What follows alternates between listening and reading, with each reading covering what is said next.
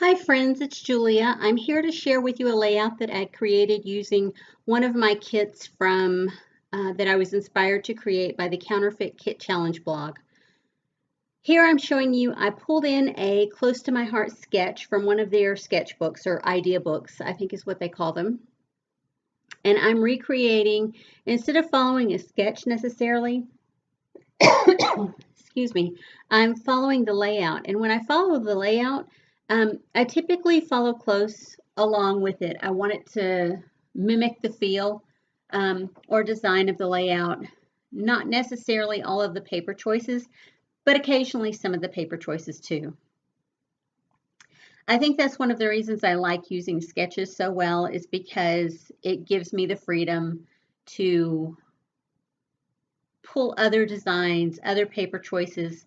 And when I follow a layout, I feel like I need to follow it close enough that I have a very similar feel and a very similar color palette. And I know this isn't an exact color palette, but it is a very similar feel, maybe. I guess it really depends on how you look at it. I think it's the same type color families. The photos that I'm using are photos. That one is a photo of two of my nephews. The other is a photo of my half sister Mickey and my nephew Michael. These guys are Michael and David, and they belong to my half sister Sandy, who passed away a couple of years ago. And these were taken when they came to Wyoming for her funeral. She had been really ill for a long time, and Mickey called us, the sister that was closest to her, called us and said, this is it. So my mom and sister drove out from Mississippi and Tennessee, and then we drove on to Wyoming, and these two guys drove up from Mississippi in their own vehicle. And then, of course, my sister and mom came to Texas, and then we drove up together from Texas. It was a long trip for them. It's pretty long from Texas to Wyoming, where she lived in Casper, but I think a little bit longer, a lot longer for the guys, because they drove it straight through without stopping.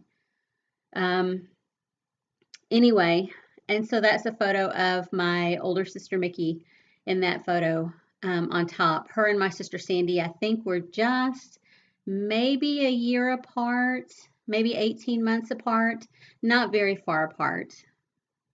And so they were very close. My sister Angie and I are 2 years apart, and we grew up together. And Mickey and Sandy grew up together. In the inspiration layout, there were two smaller photos beside the two larger photos. And rather than pull in additional photos, what I decided to do was pull in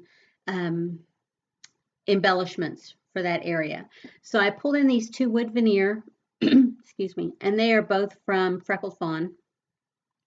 And so they'll go there. I'll change them up a little bit, but they'll go in that spot. And then I'm looking around because the inspiration layout has a lot of stamping and phrases and embellishments, and I really wanted to jazz things up. And so I pulled out my stamps, which is something I always try to add into my counterfeit kits, if you will.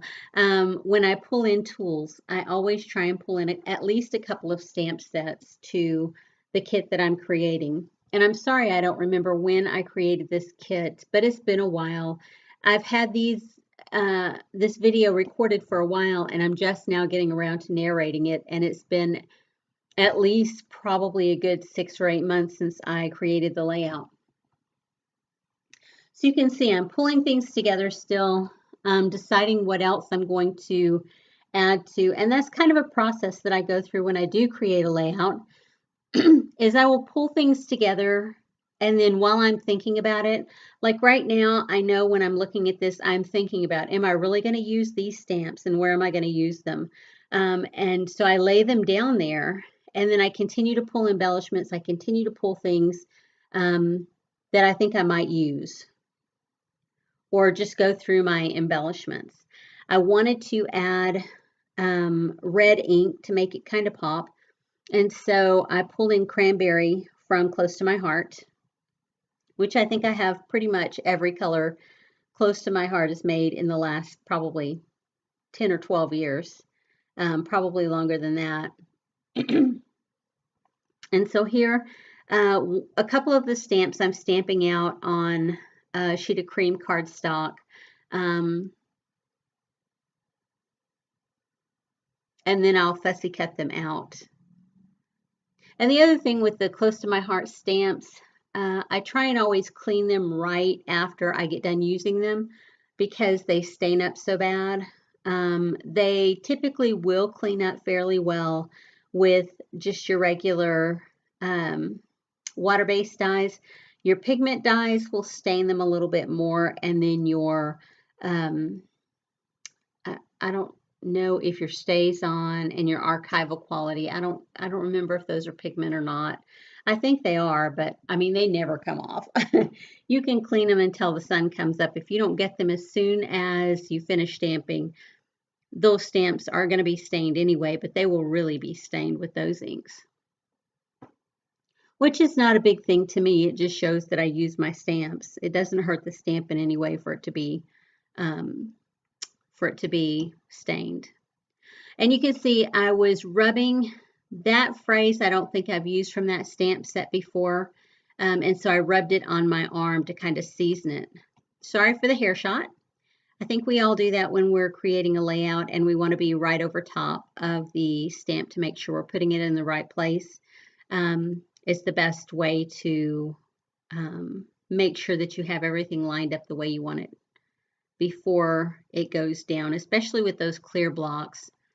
I love that someone came up with that idea. I love wood block stamps, but I just don't like wood blocks. I mean, I love the quality of the rubber stamps. I just hate the fact that I can't see through. I don't know. I may be the only one on the planet who feels that way, but I do. So that was the half of a journal spot, and I had cut it in half and used part of it on something else, and so then I used the other piece here.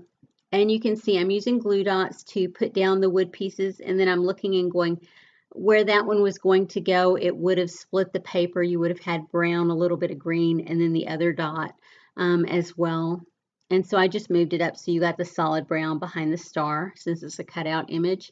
Sometimes I'll take scrap paper and put behind the star or the cutout image just to give it, I just don't like the look of divided paper behind an image like that. I think it breaks your image up, and I don't necessarily care for that.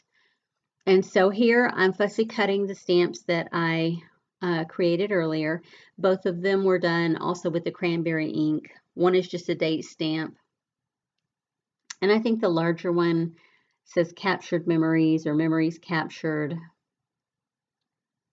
Maybe not. Maybe it says something completely different, which I think it does when I just got a glimpse of it. Life captured. I knew it had something to do with captured. Anywho, so I'm going through, and that set of rub-on stickers there, or rub-on phrases that I have there, that is close to my heart, and it's old, probably at least 5 years, and so I'm going to use it, and it works. I love it. I keep it in a bag that is a Ziploc bag, so it doesn't get a lot of air to it. So, I mean, it really has held up well, and they still work. You can see there, I pulled in a metal piece and I put it up beside that top stamped image, and then the date I just put at the bottom.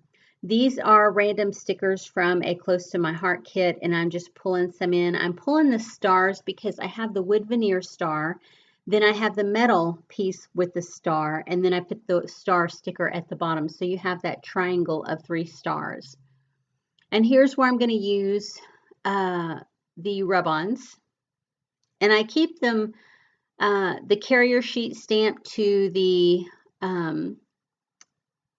foil, or not the foil, the tissue paper that's in the back of them, or the wax paper that's in the back of them, to keep them from sliding around so that nothing gets lost off the sheet. That little tool that I'm using, have no idea what it is or where it came from. It's just something that showed up in my craft room one day, and I've put it to use. And it is probably the best rub-on tool that I've ever had in my entire life. I love it. So I will continue to use it. But like I said, I have no idea what it's meant for or where it came from. I'm sure it's something my husband found somewhere and thought, oh, that looks like a cool something, and brought it in and then thought, what is this? Anyway, so I pulled in another stamp. I'm going to stamp another phrase on there, and I'm using a green ink, a topiary ink. Sorry for the hair shot again. And you'll find that if you have those extra slim little foam sheets and you get them from the bank or the post office or any place that's going to do any type of packaging of anything, and if you put those behind your cardstock that you're stamping on with Close to My Heart's clear stamps, they stamp very well and you get the full image. You don't get broken images, which is sometimes something that happens with their stamps if you do it on a flat surface. They used to have a mat. I think they still have it. One side has grid, the other side is foam. And so when I first learned to stamp, I had one of those small little Close to My Heart mats, and which I still use when I travel. And the back side of it is foam. So I don't necessarily have to take that little foam piece with me when I travel because I have that mat with the foam on the back side. Going through my embellishments now and just trying different pieces out, deciding where I'm going to put things, and you'll see I lay things out, try them out, interview them for that spot, however you want to phrase it. I put things down and then think about it.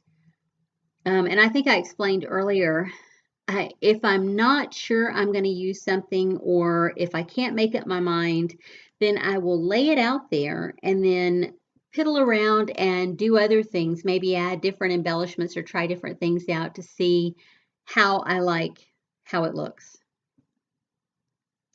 And you can see here, I pulled in some of those Starburst wood veneer, and I'm just putting 3 right there. And those are pretty old. I don't remember the manufacturer, but they're pretty old. A lot of my stash is pretty old. And that's okay. As long as I still am inspired to use it, I am way okay with that.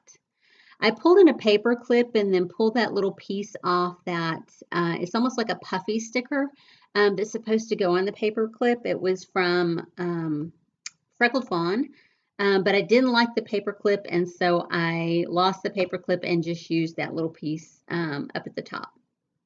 So I'm going through and I'm looking through my stuff to see if there's anything else I'm going to use, if I'm going to do anything differently. And I'm pulling up that cork, trying to pull up that cork arrow, only because I didn't think it felt right there with the curly Q to it. But I think the paper started tearing, so I left it, which is, you know, I'm one of those that I'm very big on pick it and stick it. You pick a spot and then you glue it down. And so that's typically what I do. And you can see I'm just looking around, looking at things. Sorry for the glare on the photos. Those were photos that I picked up for a crop that I went to, and when I ordered them, I did them at a 1-hour kiosk, and they all came out with the shiny finish, the glossy finish, as opposed to the flat matte finish. But I'm okay with that. It works. Just sorry it makes the glare on the camera. So I'm getting pretty close to the end here. Again, I'll remind you, go over to the Counterfeit Kit blog, and you can see I'm going around the layout showing you different things that I've done, the stamping, the stickers that I added, the pieces that I've cut out, all of that. But go over to the Counterfeit Kit Challenge blog and really absorb the inspiration. They have a Facebook group. Join up over there, see what other people create and the kits that they create and how they utilize them in order to create the layouts that they do. Thanks for sticking around. I hope I inspired you to get into your stash and create something new, something different, or use some old product even. And you can see here I'm just taping down this back sheet of the dark brown paper was very, very thin. And so I'm just adding a little bit of extra support to it by cutting down a little piece of craft cardstock and putting on the back just to give it some extra support. Anyway, thanks for sticking around, guys. I'll see you on the next video. Have a great day. Bye-bye.